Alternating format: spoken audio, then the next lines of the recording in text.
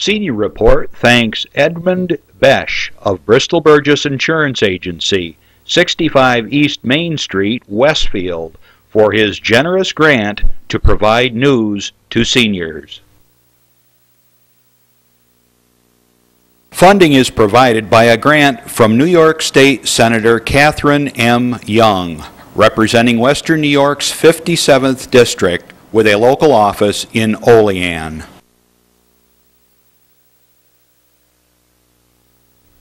Funding for Senior Report is provided in part by a grant from Andrew Goodell, Assemblyman for the 150th District of the New York State Assembly.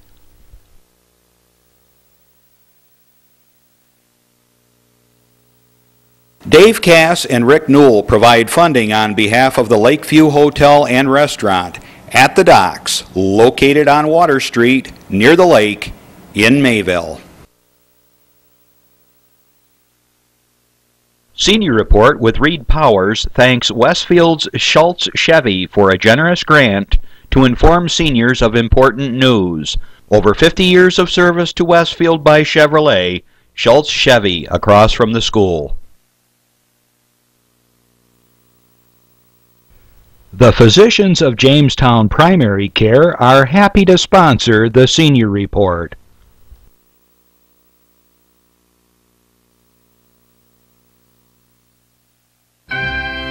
From the Access Channel 5 television studio in Mayville, it's Senior Report with Reed Powers. Senior Report is broadcast live throughout northern Chautauqua County on Saturday morning from 9 to 10 a.m. each week. Call in and share a thought, make a comment, ask a question, or simply wish someone a happy birthday on Chautauqua County's only live call-in senior program. Since 1995, Reed has been bringing viewers hundreds of interesting guests, informing the community on a variety of subjects. Here's the host of the show, Reed Powers.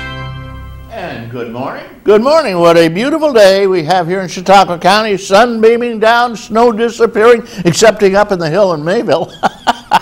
We have a wonderful show coming up. We're going to be talking about how to catch those big lunkers out on Lake Erie and Lake Chautauqua. And incidentally, I saw yesterday there were fishermen out on Lake Chautauqua. I'm not so sure they're going to be there much longer, though. It's the ice fishermen depend on ice, and I saw a big chunk of ice blew away somewhere, and it had 200 people on it fishing. They had to chase them down with boats and helicopters and save them. God help us. Not on Lake Chautauqua, anyway. Lots of things happening around here. The news is crazy on TV. We have big pushes on new gun controls. In New York State just passed some crazy laws in the middle of the night by Cuomo, which gives you only 7 shots in your clip. I said, oh, all the guns. That'll probably put most pistols out of business, I might add. And most guns take 10 or 12 or even more. At this point, so all your guns have got to be sold. You can't sell them in New York, of course. You got to sell them out of state somewhere. Give me a break, Cuomo. And incidentally, it was passed without public input and without committee going through committee because it was such an emergency. Yeah, right. And incidentally, yesterday Cuomo announced that he'll give you $500 if you'll rat out your neighbor. Yeah, if your neighbor has some sort of under the new crazy laws that he passed, some sort of a so-called assault rifle, meaning that it has some sort of a stock lock on it or something, he'll give you $500 if you rat your neighbor out. So snitches, get to work. This is insane. I hope Cuomo never gets reelected for anything. He thought this would get him a presidency nomination. Got lots of luck. He wouldn't get elected dog catcher in New York State. Believe me. With that kind of shenanigans, breaking the law, changing the law, going around the Constitution of the state of New York and the Second Amendment, he's acting like some kind of a crackpot. And this is supposedly our governor of New York State. Lord help us. Chautauqua County is not going to vote for that guy again. And both of our representatives are Kathy Young and Andy Goodell in the New York State Assembly. Both of them voted against this nonsense. We got a good show coming on. Don Pituch. He's a very, very potent fisherman, knows his stuff. And as I said, he's going to tell you how to catch those fish out on our lakes here in Chautauqua County. He catches his limit all the time, and he knows how to do it. So we'll be on with Don very shortly. He does an annual show, and he's our field and stream geezer. Okay, enough said. I've got some senior stuff for you. I'm going to go through this. We have a wonderful bunch of senior groups, and I have some good news with them instead of the horrific news that's coming in over the television. Over at Brockton, Portland, they have a very active club. Margaret Jagoda is the president. And if you want to get involved, give her a call. They have a lot of people there. Ruth Neal is a very active person, and she read the secretary's report at their last meeting, as a matter of fact. The Fredonia Beaver Club, incidentally, donated $2,000 to the new fund, which is the Marmaduke Fund. How about that? Marmaduke is the dog. Brad, what's his last name? I can't think of his last name, but anyway, he's from the area. Actually lived in Ripley for a long time. And they're going to put up a great big statue to him, I guess. They're having a spaghetti dinner there at the Brockton Club, April 13th. St. Dominic's, and April 17th from 4 to 2 p.m. How about that? And we have happy birthday to Bob Patterson over at the Brockton Club. They're having their 55th anniversary, 55, that's 55, at the Nickel Plate Depot at noon on April 29th. Sign up, incidentally, if you want it. Westfield seniors, they also meet the YWCA in Westfield, and they have quite a bunch out there. The Westfield school superintendent, who's David Patterson, David Davison, the school superintendent in Westfield. They talked about some of the things they're doing over there, the upcoming budget and the school merger, hopefully, between the Westfield Brockton schools, which will save everybody a bunch of money and give us a lot more opportunity for education, they tell us. And the good old Michelle Henry, who comes here regularly, she's our county historian, knows all about the history. She talked about the poorhouse, which was what they called the county home for the indigent seniors. It used to be in DeWittville. And they actually grew their own vegetables and things over there, potatoes, vegetables, whatever. Now, of course, it's a county hospital, and they want to sell it.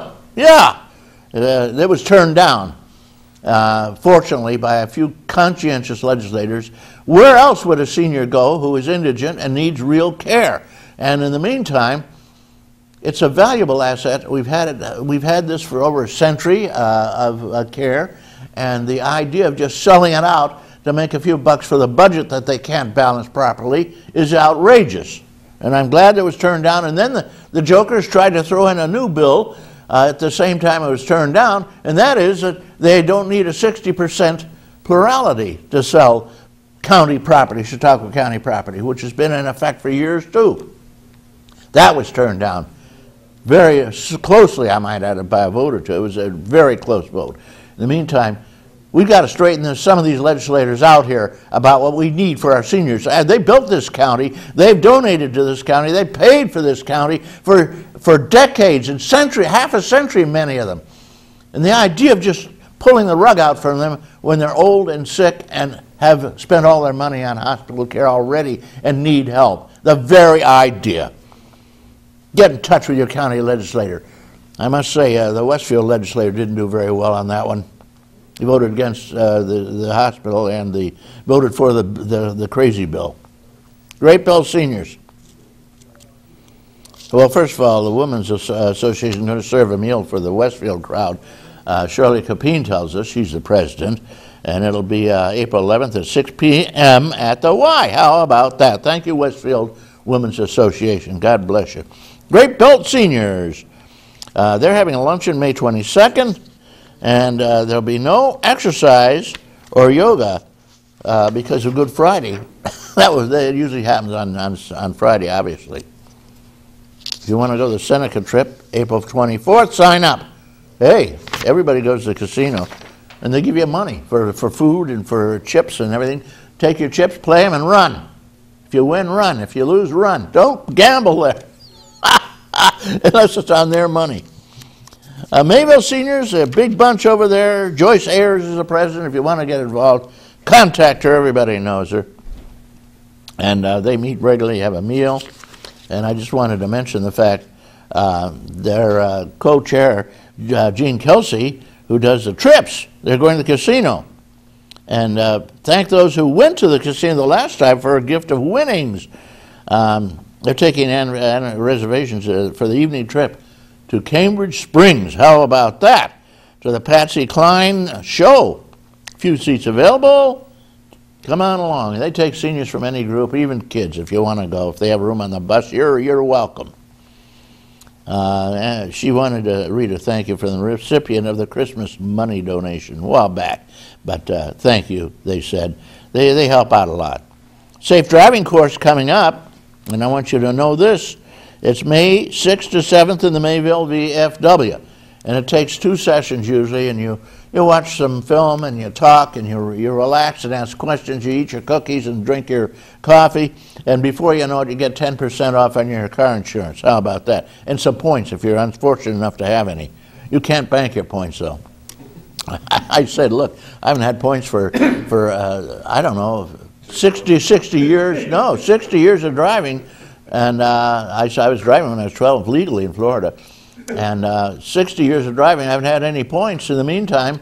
What if I get a point or two? Can I use it? No. You got to have them now. Mae West Alice O'Grady showed up flamboyantly dressed. Talked about Mae West over at the Westfield Group. Next meeting will be an annual ham dinner, April 4th at the VFW. They have a beautiful kitchen there and a lovely setup. God bless these people who allow the seniors to have wonderful meetings in their facilities. If you attend, bring a dish to complement the meat, which is ham, of course. Any resident over 55 is welcome, incidentally. Join your group. Grab somebody who doesn't belong to a group. Haul them off. Social Hire from the Sharon Care will host a spring fling on April 27th at the Beaver Club in Fredonia. Hey, it's fun. 3 to 4 p.m. There's a social hire, cards, board games, etc. Hors d'oeuvres admission, very inexpensive. Guests and non-members pay a little bit more, but it's a terrific deal. And the dinner, which will be served by Beavertail Catering, will begin at 5 p.m. Have fun. If you want to get involved, just call the Y or talk to Shirley Copine. I've got more here, but they're telling me, Reed, you are out of time. It's time for your public service announcement, and then we will have John Hamels, who's going to talk about do-it-yourself. All right, here's a public service announcement just for you. Being a gold medalist skier requires a lot of hard work, intense training, and time outside on the mountain. But taking care of my skin is easy and doesn't affect my performance. Every day I apply sunscreen and wear protective gear. I know protecting my skin will help prevent skin cancer and avoid wrinkles. I get my skin checked regularly by a dermatologist. 1 in 5 Americans will develop some form of skin cancer in their lifetime. My name is Julia Mancuso and I'm wearing orange to help put a spotlight on skin cancer. Yeah, those long sessions at the beach are not a good idea, my friends. Stay out of the sun. Here's John Hamels. He shoots from the hip. Doc, you're on. Good morning. Good morning, Don, and good morning to our viewers this morning. Well, Rita, this is the last time I'm going to mention this particular event that's coming up today on, March 30th over in Asheville at the Bosey Center. And I say the Bosey Center because that's where it's located. The Children's Safety Village is having an Easter Carnival, and we're going to pop up that poster here in a second. Boing, like magic. Bingo. Bingo. It's $1 to get in, and they're going to have all kinds of fun things and activities for the kids. As you can see, there's a train ride, and there's I'll talk about that other one in a second. crafts to do. There's a parade, I believe, at one point. And it's a beautiful day, number one. They lucked out on the weather. And what a fun day and safe way to celebrate Easter with your children in an environment that's kid-oriented. So anyways, that's today only. Today's Saturday. This is the live version right now that you're watching. And then it'll be done today, but from 10:30 to 1:30. At the Children's Safety Village over in Asheville. So if you rush right over after this program. That's right. I'll be there, and a few of the guys in the studio are going to be there as well. But part of that program is going to be the Masonic ID program. So today I'm sort of a Masonic Rotarian, Reed. The Rotarians, we have our pavilion there, and we've got gift baskets, part of the program, and then the Masons are going to conduct what they call the ID program, which is where you bring your child in, we put some information in the computer, we take their picture, their fingerprints, and put it on a little disc. All that information is erased afterwards, and then the parents can Masons, have a permanent Masons do the IDs all over, and they're a wonderful group, right. Service group. Been around for thousands of years. Thousands and thousands. Since the Solomon's Temple. That's right, but and, I talk more about, you know, well, I'll top tell secret you, stuff. the word is they still have the body of Jesus Christ hidden away in a cave somewhere. I don't know about that one. They didn't impart that information to me. But moving along. All right. Well, anyways, they're Masons from all over the county. They do a wonderful job, and I saw a report that we did. I do a little bit with them, maybe 3 sessions, 4 sessions a year, but it was something like 3,000 children went through the program last year. Yeah, and we update the information, and if, for God forbid that you ever end up with your child lost or missing, even at the county fair or wherever, you have that information, pictures and fingerprints and things like that. Just a good thing to have. Hopefully you never use it. They take their fingerprint and yeah, picture. It's all electronic. It's really cool. Put it together, and at least you can identify your kid if he goes missing and is wandering around. Hopefully somewhere. that's all that would ever happen. That's say, right. Johnny, here's what he looks like, That's and right. here's his fingerprint Right. in case you need it. Right. But go chase him down, will you? Right. He's not going to run away this time. Right. Well, Reed, today I was going to talk a little bit about do-it-yourself stuff. If you knew me as a kid, I had a nickname. And because I was studious. How's that? I wasn't exactly Mr. Fix-It. And my nickname was the Butcher. I got to hold the flashlight from my dad while he was on the ladder, or held the ladder. That was my other job. And my brother was more the mechanic, and my father, so they always were doing these things, and I just kind of, watched. Well, over the years, of course, we sort of meet in the middle, and my brother went on and became studious, and I became more crafty, I guess you'd say, or mechanical. Whatever happened? I don't know. Something happened in my life, and well, anyways, the thing I want to talk about today is that in the last few years, since I've retired anyways, I've had time on my hands to do some projects around the house. And the reason why I bring this up, because it's sort of a theme I've been talking about the last few weeks about saving money, especially for when you're retired. And one of the things that I worked on this past week was with my dad. My dad's almost 90 and proud of it, up in Buffalo. And he had this faucet that was just leaking terrible every time we turned it on in the kitchen. So we pulled it all apart and tried to put new washers in there and that sort of thing. Well, that didn't take care of the problem.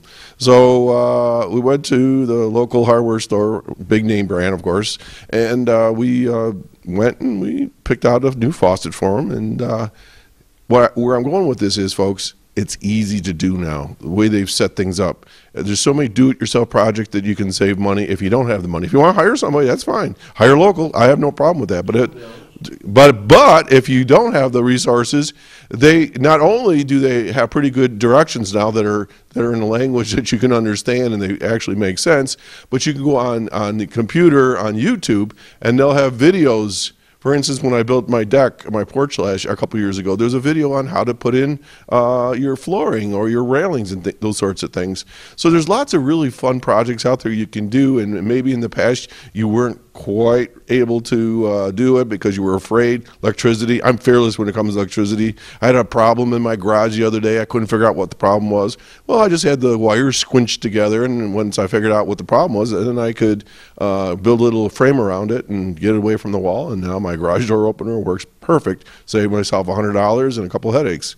So anyways, but another way to save money is, of course, is to promote a particular cable TV, or not cable, satellite program. They'll give you $10 a month, or rat out your neighbor for $500. So you could set $10 a month on your cable TV or whatever, and $500. Well, depending on how many people have illegal weapons, Reed. And the other option is do what I do is I applied to be a gun inspector, and I will come out and make sure you only have 7 bullets in your magazine, and they pay minimum wages. Back to you, Reed. Now, Joe, Jurassic said he's not going to be running around checking people's guns. and all the sheriffs in the state have gotten together. I'm waiting for that job application. I'm ready to do it. I can count to 7. Hey, 2 years will be up to $9 an hour, though. Yeah, that's true. Right, that's true. Right. And you could do very well. Incidentally, a little tip about that faucet. The reason you put a new gasket on it, which just takes a few minutes, it's simple, it's right from the top. You don't have to do anything fancy, and you buy a box of gaskets for $1 and you can stop the leak. If you don't stop the leak and you let it continue to leak for a long time, that water is terribly corrosive, and eventually it drills a hole around the gasket. And before you know it, no matter how many gaskets you put in, they don't work. You need a new faucet. So as soon as it drips, guys, put a new gasket on it. Thank you, John Hamels. You're welcome. Got a guy here, he's not sure he's going to get on, but he's been with us many, many years now. Yeah, and quite he gives us the fish report, among other things, and also the deer report in the fall. And he's a very avid and very successful hunter and fisherman. This is Don Pituch. Don lives in Ripley, and he gets out, and since he's right on the border, he fishes in both states, Pennsylvania and New York State. Now, there's a difference when you go out for perch. There's a 50 perch limit. I guess it's in New York. Yeah, and over there it's 30. And it's a 30 now in Pennsylvania, and he gets his limit often.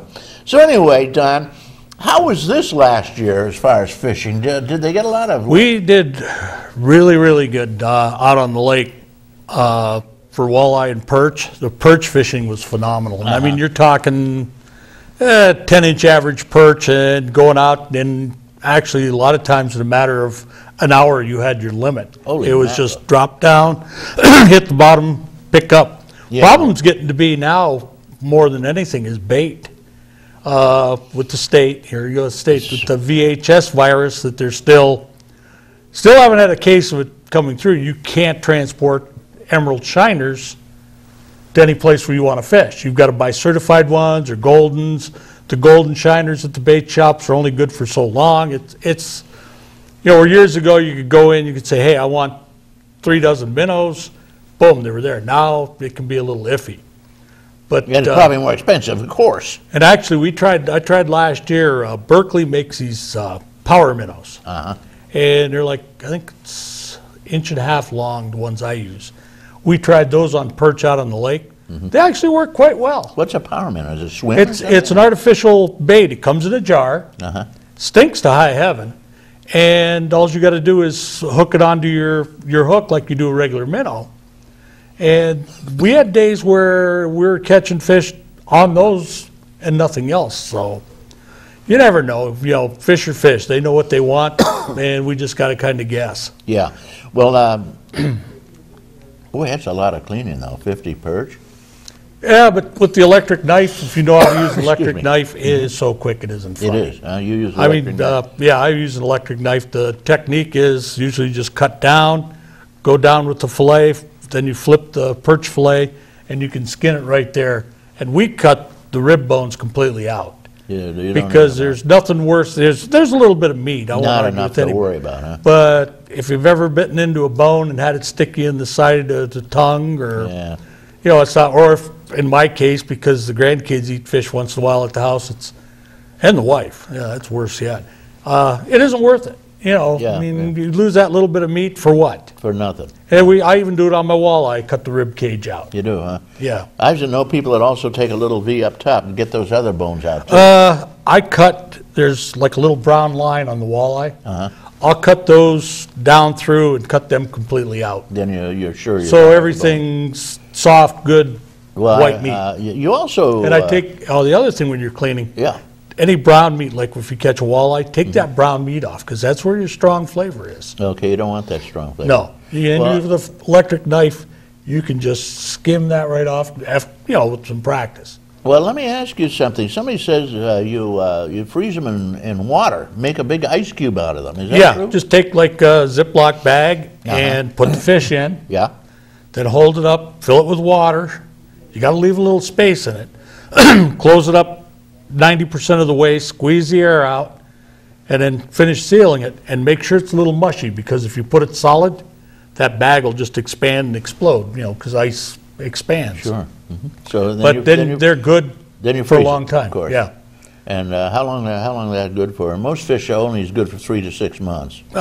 In water, it's good. I've talked to people, and they've said they've had it 3-4 years. Yeah. Still and good. It's it's in the water. There's nothing can oxidize in there or anything else. So yeah, that's a good way to do it. Is for that. I've had guys that they've got these vacuum sealers, and they've done it in that, but it seemed like the fish I got out of it was dry. It didn't have the moist flakes. The water keeps in there. The water keeps that in there. When you vacuum seal it, you take a lot of moisture out. So a trick for you, when you're freezing your fish, put them in a baggie with some water and squeeze it out, but leave a little space, because it does expand. You don't want it to break open all over the place. And then when you thaw them, take them out, thaw them out. You can thaw them out and, say you decide, well, I want fish tonight. Okay, I go to the freezer, I get them out. You can thaw them out in warm water. Sure. But you got to watch it, because fish is one thing that it doesn't take to being warm at all. I mean, once it starts getting warm, I know guys that go fishing don't like their fish because they don't put ice in their cooler. You got to keep them cold. If you don't put ice in your cooler, the minute they're in the cooler, they start going south. The flavor goes and everything. So, if you're going fishing and you're going to keep the fish, make sure you got something cold to keep them in. Whether it's like this time of year, you can use a fish basket, say when you're fishing crappie. Put them in that fish basket because the water is really, really cold, and they stay alive. Now, crappie is a Chautauqua lake thing, isn't it? You don't see many. Finley Lake has them. They have some in the Bay and Erie. Casadeca Lake has a few. But Chautauqua's everywhere. They're everywhere. Well, every little stream. Yeah, you just got to kind of rotate with them. It starts out in the south end. It doesn't. And then as the water warms up, they start coming in the canals here on the north end. Right. They're kind of a bass, aren't they? Yeah, they used to call them calico bass. Calico bass, I remember that. But they're related to the bluegill, and in cold water, they're excellent. My wife, that's one of her favorite fish is the crappies. You fillet them just like a perch? Or I fillet them just like a perch and skin them just like a perch. And it's a little more difficult, but then we have a 9-inch size limit. So a 9-inch one you can clean pretty easy. When you start getting in, like Pennsylvania, I've seen guys ice fishing that'll catch a 6-7 incher and they'll keep it, and it's like, there's nothing there, huh? No, there's nothing there. And a black crappie has a thicker fillet than what a white crappie does. And we've got both varieties out here. To get a white with a decent fillet, you better be 10 or better to me. What do you catch them on? I use little tube jigs. I used to get them at the Happy Hooker, and they're out of business now, so that's kind of going to make it tough. Well, you probably buy them online, I'll bet you. Yeah, but that local bait shop, the Happy Hooker went out. There used to be a bait shop in Maple Springs. There used to be the guy up there just around the bend from Hartfield. You got Hogan's Hut. Those bait shops were a source of information as well as bait. You found out a little bit, where they're catching and this stuff. And with the online and the big box stores, like the Cabela's is coming up by the Mill Creek Mall, these businesses are having a hard time making it. And when they're gone, your live bait, for like perch where you'd want minnows or night crawlers for walleye fishing, that's going to be gone too. So so it's kind of you got to support your local bait shops. So if you're going to the big ones, you ask the teenage kid that's there, where are they catching the calicos? He'll say, "What's a calico?" Yeah, that's it. Where I'm going to really miss the Happy Hooker. I used to go in there every spring, buy my little lead jigs for crappie, and buy tubes, and once in a while I'd buy minnows. But then it just turned around. Like I said, they sold out here less than a month ago. Bye-bye. Whether anybody's ever going to pick it up again or not, I don't know. But those little local bait shops are more information, and people got to remember that and quit thinking, well, I can go buy, this line cost me $6 here at the bait shop. I can go to Walmart and buy it for $4. Well, yeah, you can. Ain't no doubt about it. But that $6 you spend keeps that business going here with the information. You could call them up in the spring and say, hey, are the crappie hitting? And they'd tell you yes or no. You call Walmart in the spring and say, hey, are the crappie hitting? They're going to go, huh? Why are you using that word? Yeah, what do you mean? So it kind of gets, I mean, you can support them too. I buy stuff through Cabela's. I'll admit it, I do. I mean, I buy the type of fishing line I want for my walleye fishing poles out in the lake, because it's a nose stretch and I like the material. I buy that from them, but a lot of stuff I'll go to Bill's Hooks or down there to the Emporium.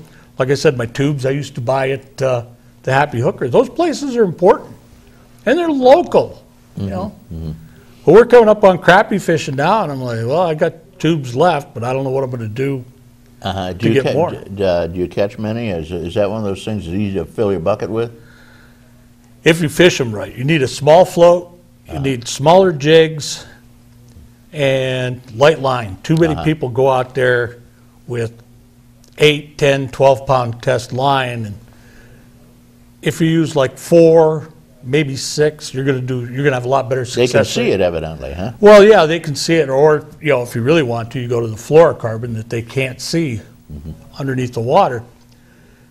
And another trick is small floats. A lot of guys have a float that's the size of a softball, and hey, face it, those fish, they start pulling, they feel that weight, they let go. So a little tiny float that'll bob. There's just little tricks. You're talking about bobs, right? Bobbers? Yeah, bobbers. So we call them floats, bobbers, whichever you want. We called them bobbers when I was a kid. Now, like me, they've got the foam ones that have a weight on them. And I use those a lot so that they're showing out of the water, because when you can cast it out better, more accurate, further, and everything else, because you have the little weight on the bottom of the float. And but a lot of people use the plastic ones still, and some use the wood ones. There's different varieties. It's all what you're used to using. Yeah. But like I said, it's coming up. This ice starts going and the canals get warmer. They should be coming in. Asheville Bay, they charge to fish there, but it's a lot of fun. And the landowner is nice enough to say, hey, you can come in here and you can fish. And those places are getting tougher and tougher to find. Yeah, well, let me ask you something. Of course, trout fishermen are going to be happy tomorrow. That's the opening day, right? Monday. First. On Monday? But the first, right. Well, right. New York State doesn't stock enough trout anymore. I thought tomorrow was the first, isn't it? No, tomorrow's the 31st. Oh, how about that? How about that? See, you learn something every day. Yeah. Let's see, January. Let's see, the way they do it in South America, January, February, March. March is high. It's a high knuckle, so yeah, it's 31. If you continue, you go April, May, June, July, August. You hit this one twice, July and August, and you come back, and you get all the highs and lows.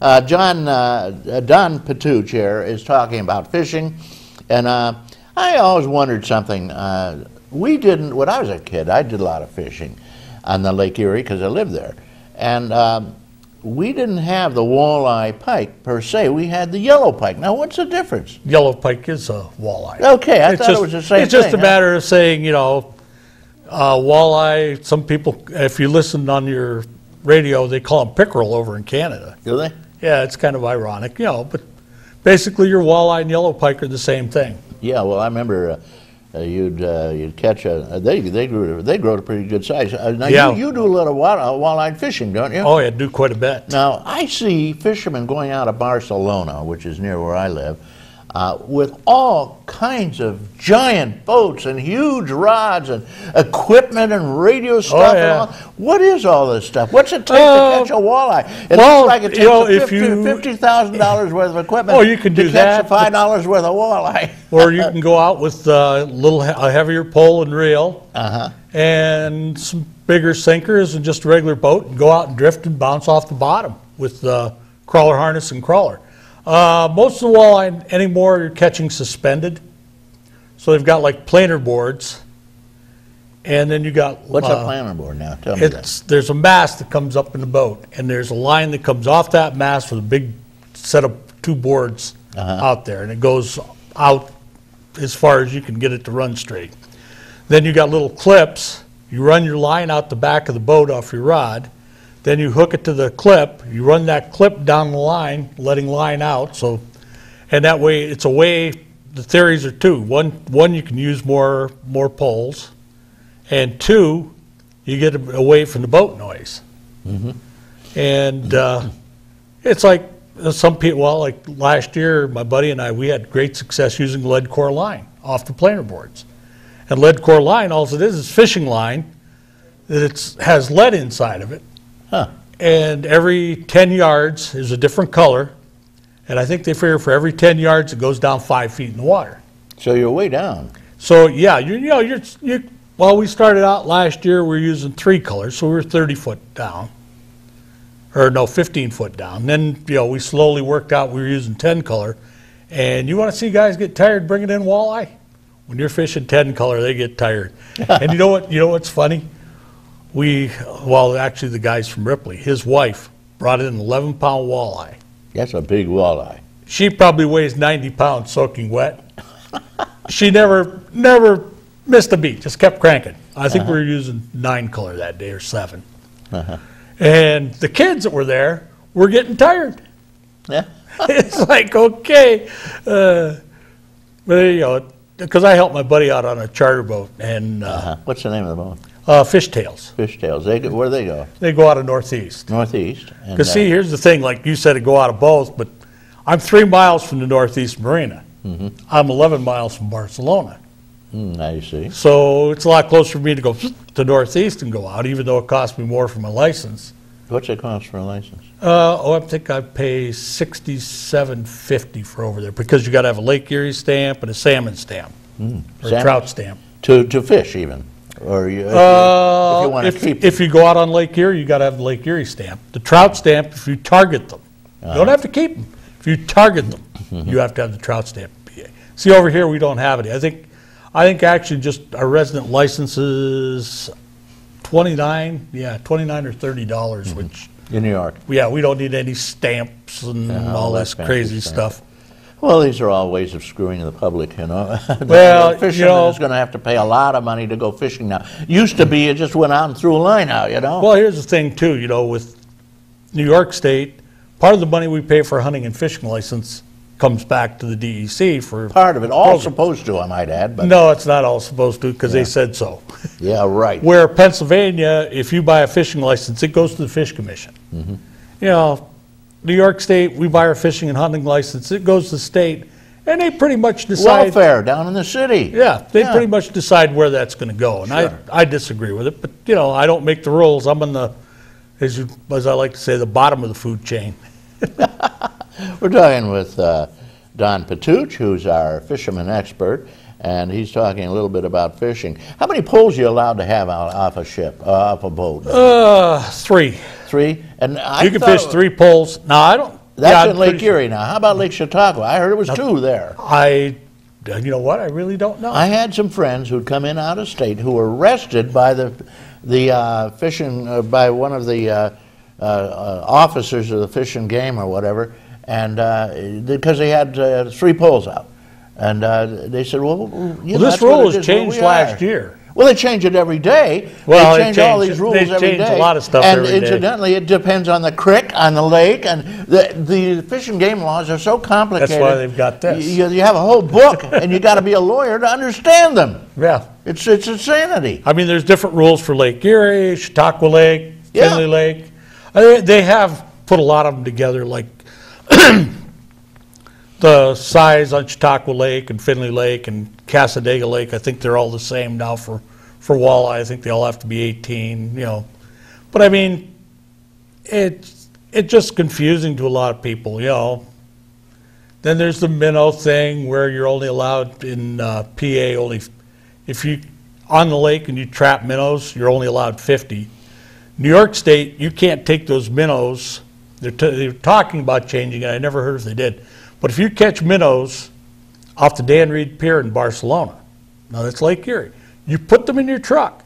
You go over to the other side by Duff's and go fishing off the breakwall. They can arrest you for illegally transporting minnows. This is insane. It's getting worse and worse. The New York state laws are so complicated and restrictions, and somebody's got to do something about this. Well, I always said that the assembly and all these places should meet for 1 week a year, pass a budget, and go home. Because otherwise they've got to justify why they're there. You know, why are we here? Well, let's make a law about this. Let's just, that's just my personal opinion. Right. Well, your opinion on another matter in that area I value, and that is that the biggest problem with gun control is that nutcakes get hold of a gun. And they say, well, there's no money to take care of people who are basically mentally disabled, so they just go right ahead and they eventually crack and get a gun, and there's no way you can stop them from finding a gun or a bomb, or they can make it themselves, or a samurai sword, or whatever it is. They'll kill a lot of people, and the only way to help this is to give them help. Well, they just passed the New York state budget, and they cut out most of the help. $90 million. $90 million worth of help for the mentally affected, chopped out, when they keep saying that's the only hope for preventing these massive gun deaths. And what's going on with our state legislature? And the other problem, with a lot of this stuff is, we're talking fishing, like the VHS. They discovered the virus. Okay. Now, what's VHS? It's a disease that's supposed to affect the fish population, where it'll cause die-offs through bleeding and this stuff. So they found the virus in minnows. In a minnow. Yeah. Have yet to confirm a case where VHS did a major fish kill. I mean, people were getting excited because every year down in Dunkirk, you get the shad die-off. But they've yet to do it. Which you've always had, incidentally. Yeah. When I was a water child, you used to have it. Right, that's a water temperature change thing. They're very susceptible to changes in water. Well, the beaches all over the lake were covered with dead shad every year. Yeah, even though it's been ages since they've found this, and they've gotten all kinds of money to research it, they still put, if you bring minnows up to Chautauqua Lake, they've got to be certified minnows that have been tested for no VHS. And even though the virus, I was told by one DEC officer, is in Chautauqua Lake, it's like, okay, if this isn't panning out, go back and say, hey, okay, we evaluated this, there's a virus is here, but apparently Mother Nature, who's a lot smarter than any of us, decided that it's not going to kill off fish just for the sake of killing them off. And change it and say, okay, you can go back to netting a bunch of minnows in Barcelona, going up to Chautauqua Lake and fishing perch or crappie. Admit that everything that you get all excited about. Here's another example of them talking. Remember back when West Nile first came in? Yeah. Remember it hit the crow population big time. Crows were going to become extinct because of West Nile. We should be so lucky. Yeah. I've had times in this winter where there was close to 30, there were 30 plus crows. A murder of crows. Yeah. It's like, and it is murder. They make a lot of noise. But, nobody's ever come back and said, well, maybe we were wrong about that. Just more research. The laws continue. Yeah. It's easy to pass. But, carrying back and getting away from it is another thing, Well, I'll tell you something. They actually have a season on crows now of all the stupid things. They got a season on coyotes too. Yeah, I know. They'll have a season on rats before you know it. I mean, in some states it's illegal to trap a mouse. Well, I wouldn't doubt it. Because they have anti-trapping laws and they include all mammals, and they forgot a mouse is a mammal. A mouse is a mammal, and so you're breaking the law. You have a $500 fine if you trap a mouse. Well, I think a lot of it, where we are, things like guns and knives are an accepted thing. But you get to other parts where their parents, where people have parents that didn't hunt, whether they're legislators or not, and they have all this kind of fishing, same way. They don't understand it. It's mean. It's cruel. It's whatever. I mean, for us, you look at it, and to us, it has no common sense. Of course not. To them, it has no reason. You can go to the grocery store and buy that fillet of fish at McDonald's or whatever.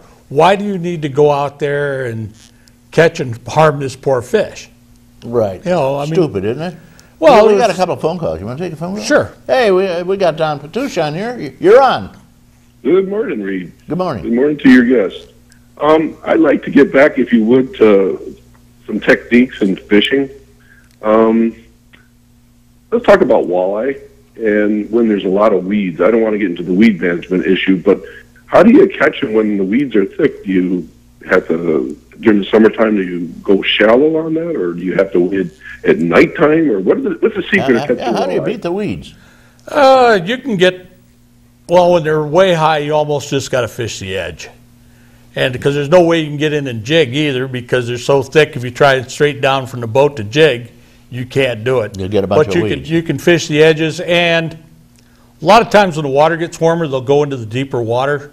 You know, like off of Pendergast, you go to the south there, they get that water that's upper 20s to 30s, and off a Long Point and that, because as the water gets warm, they go to a comfort zone, and with the weeds, it deletes oxygen, so they go to where there's more oxygen.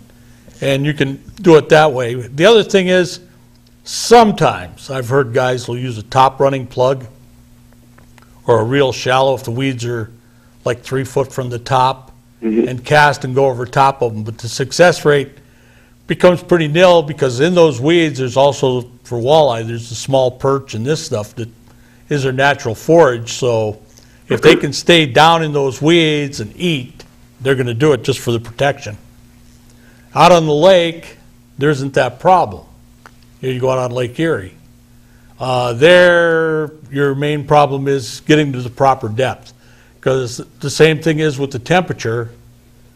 Your fish will go down to where their comfort zone is. They won't go down to where it's real cold. They won't stay up where it's real warm.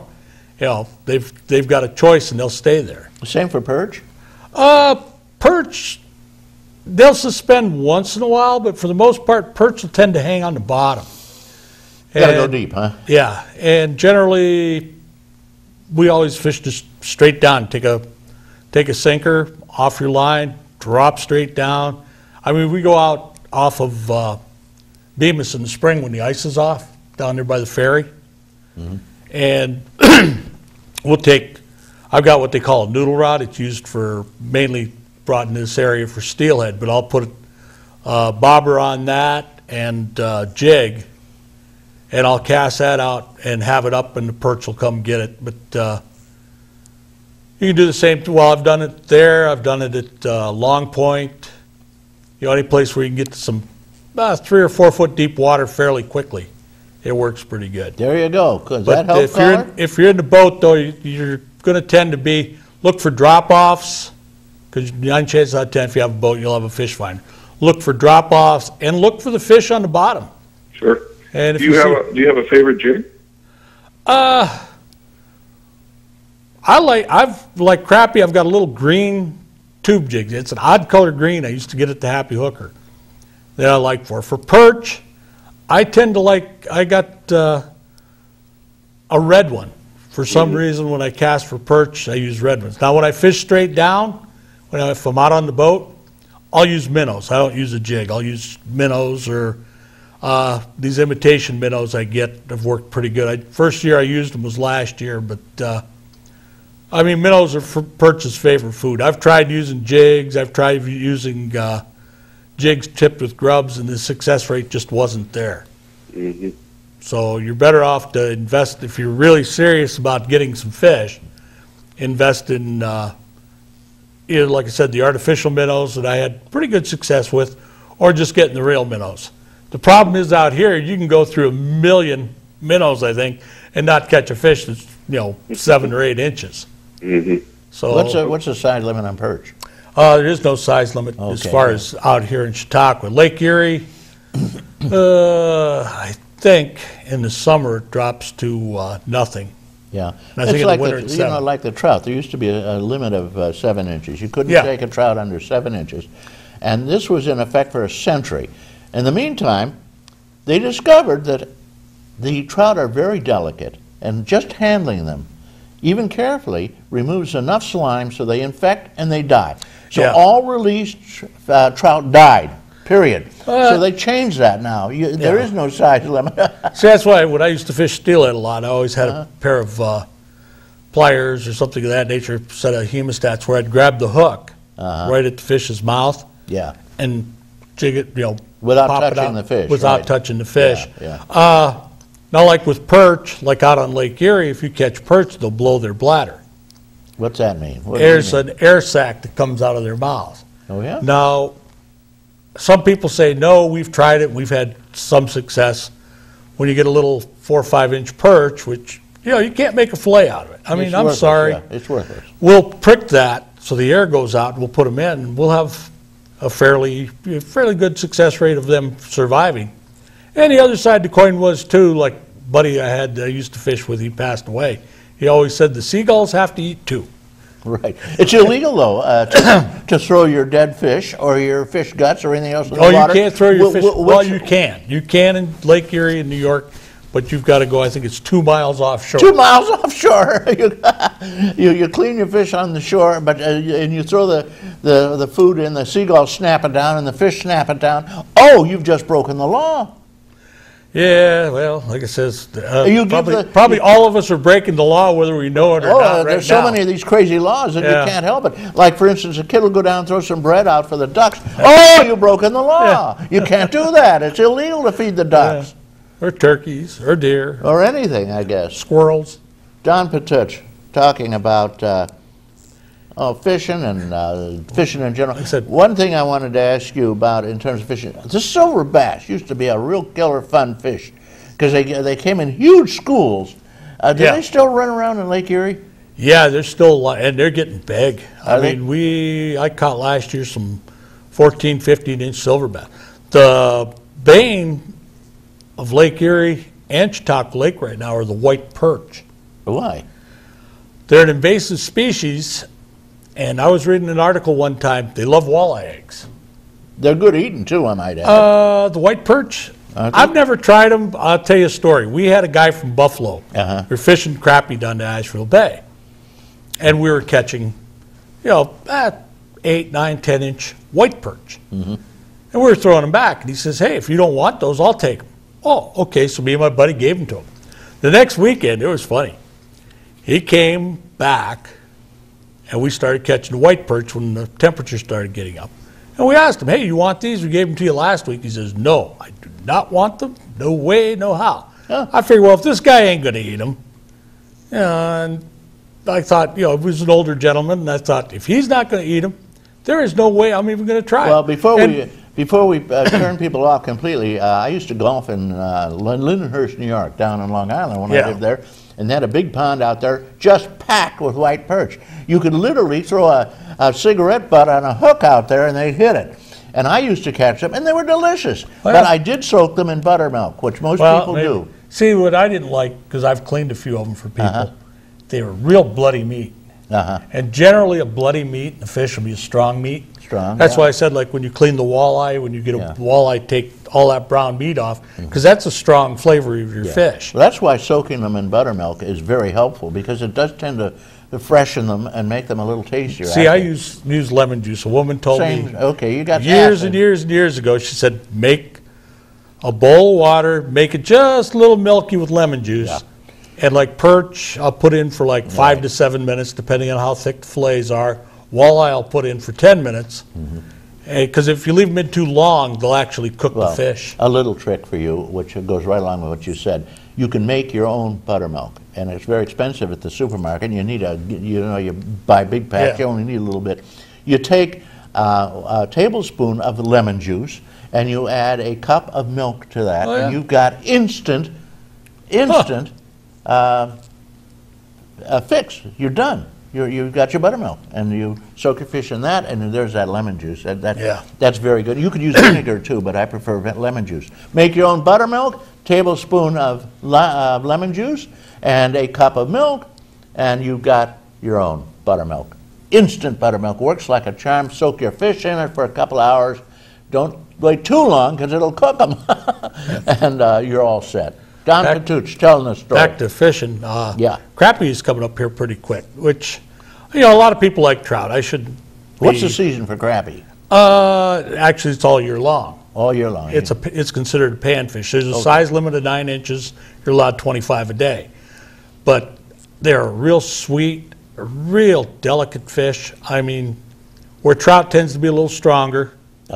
And for the stock trout, there's really not that many of them in Do here they still anymore. stock trout? They used to. They the streams stock they a put 'em few, in, but not anymore. It got too costly to do and right. whatever. They needed the money for welfare down in New York City. Well, I don't know what they use it for, but I mean, hopefully Asheville Bay will be open because this is a good thing for shore anglers. You know, you can go down there if they're open. They charge you like $3 for the day, and Where's that? Asheville Bay Marina.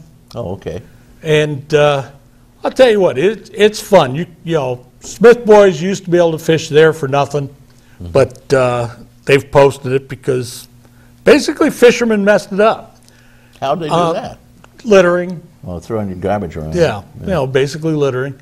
Same way with down there, just down the ways from there, it's Smith Boys, or not Smith Boys, but Tri James.